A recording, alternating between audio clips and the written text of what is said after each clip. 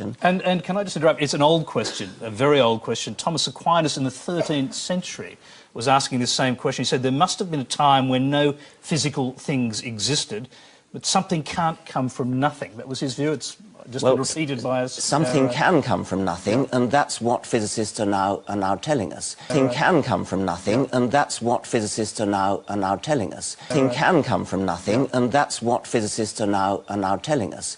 George Pell. Thank you. The trouble, well, there are many troubles with Richard's teachings, but a fundamental one is that he dumbs down God and he soups up nothing.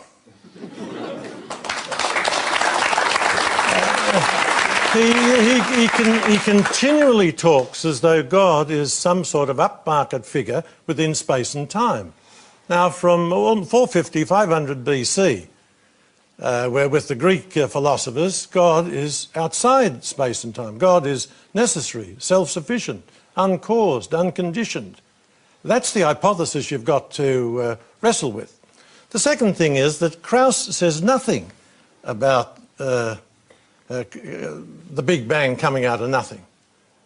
Admittedly, he comes clean on about 6 pages from the end of his book, and I don't know whether Richard has read it that far because he gave it a foreword. What he says is what Richard is describing as nothing is a sort of a mixture of particles and perhaps a vacuum with electromagnetic forces working on it.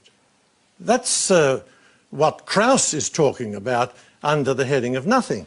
And there's a very good review of this in the New York Times. Not a pro-religious paper at all, where Krauss is absolutely denied and demolished, although especially by his supporters claiming that he says things come out of nothing. He doesn't say that. It's a matter, you can quickly respond to that. You can dispute exactly what's meant by nothing, but whatever it is, it's very, very simple. And dispute exactly what's meant by nothing, but whatever it is, it's very, very simple. And why is that funny?